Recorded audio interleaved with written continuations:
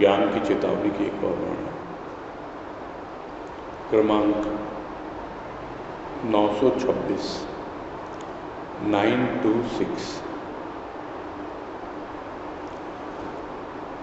कह रहे हैं गुरुदेव, घटाएं आई बादलों की, बरसा गई। घटाएं आई दुखद विचारों की, रुला गई।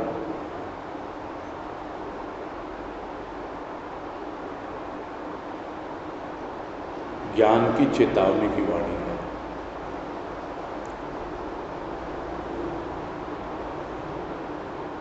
और हमें समझा रही है वाणी कि जो घटाएं उठती हैं शून्य आकाश में, क्योंकि अभी पूरी तरह से हम उस शून्य अवस्था तक पहुंचे नहीं हैं जिसके बारे में चर्चा पिछली वाणी में हुई। इसीलिए चिर शांति नहीं है, इसलिए घटाएं आती हैं और आकाश पे छाती रहती हैं। बादल आते हैं विचारों के और इधर उधर उस आकाश को आच्छादित करके रखते हैं, वहां तक हमें पहुंचने नहीं देते, उस शून्यावस्था तक पहुंचने नहीं देते। तो समझना है, जानना है, पहचानना है कि ये घटाएं आखिर इनका रूप क्या है, क्या होता है। जब घटाएं घिरती हैं विचारों की तो क्या होता है मेरे साथ? क्या मैं उन विचारों से प्रभावित होकर दुखी हो जाता हूं? तो दुखी हो जाता हूं तो कोई बात नहीं है ना। घटाएं आई हैं, बरस के जाएंगी। आंख से आंसू निकलना चाहते हैं तो बरसने दो, अन्यथा हम करते क्या है? हम उस दुख का दमन करने में लग जाते हैं, दबाने में लग जाते हैं। और जब दबाते हैं, दमन करते हैं तो और हमें वो परेशान करता है। अरे बरस जाएंगी तो आकाश खाली तो हो जाएगा, बरसने दे उनको, भले ही आंसुओं के रूप में बरस रही है।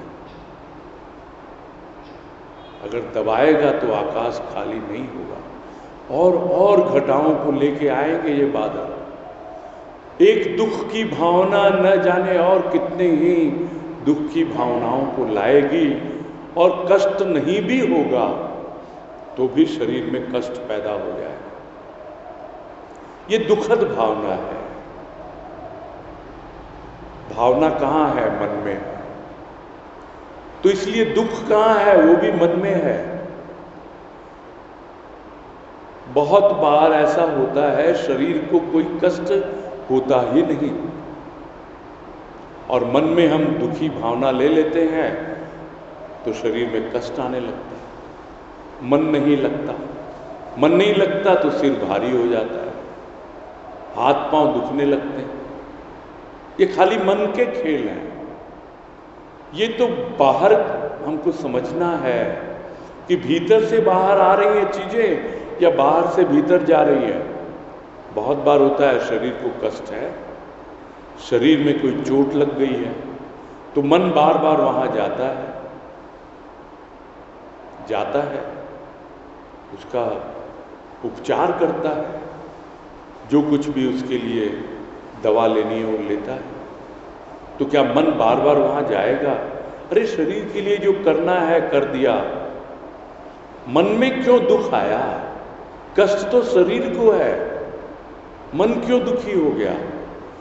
तो इस प्रकार जिसके जीवन में थोड़ा ज्ञान आने लगता है, वो समझने लगता है, वो शरीर को शरीर की तरह व्यवहार में लेता है और मन को मन की तरह लेता है। तो दुखद भावनाएं आई हैं, बरस जाने दे इनको, नहीं तो दूसरे ही किसी रूप में यह शरीर से प्रकट होगी यदि इसका दमन किया गया तो।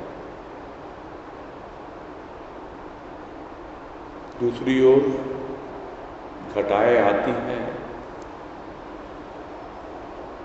विचार आते हैं, सुंदर सुंदर विचार आते हैं, सुंदर सुंदर भाव उठते हैं। कहाँ से आए ये भी भीतर से ही आए। तो क्या उनको पकड़ के रखना है? तो क्या उनको दबा के रखना है? नहीं, मैं इकट्ठा करूं उनको और भी ये तो बड़े काम के। नहीं, उन्हें भी बरस जाने दो।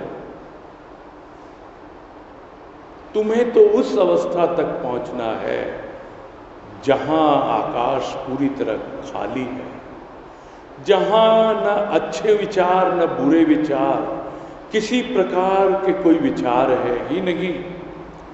तुम्हें तो उस अवस्था को उपलब्ध होना है जो निर्विचार है, निर्विकल्प है।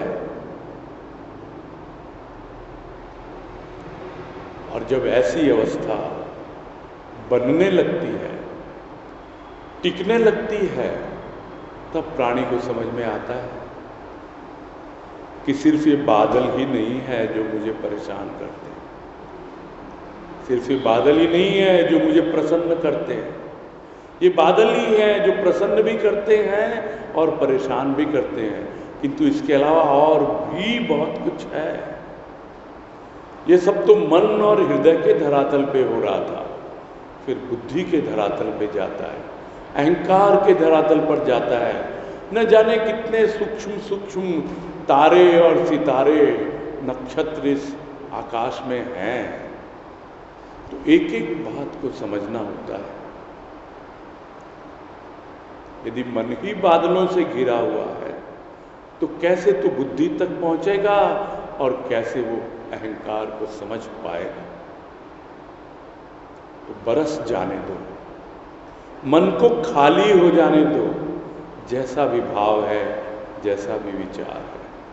तो जिसका हो रहा है वो देख रहा है, समझ रहा है कि घटाएं आई बादलों की, बरसा गई अपने आप अच्छे अच्छे भावों को, और घटाएं आई दुखद विचारों की, रुला गई। कोई बात नहीं, रो लेते, हल्के तो हो गए ना। उसी तरह भीतर भाव उमड़ा और प्रकट हो गया, बरस गया, अच्छी बात। क्या उसको पकड़ के बैठना है? पकड़ के बैठेंगे तो फिर हम ज्ञान तक नहीं पहुंच पाएंगे। यही ज्ञान की चेतावनी है, यही समझा रहे हैं गुरुदेव कि यदि तुम्हें ज्ञान प्राप्त करना है तो जो कुछ भी मिला है उसे छोड़ने के लिए तत्पर रहो, तत्पर रहो और सहज रूप में स्वीकार करो।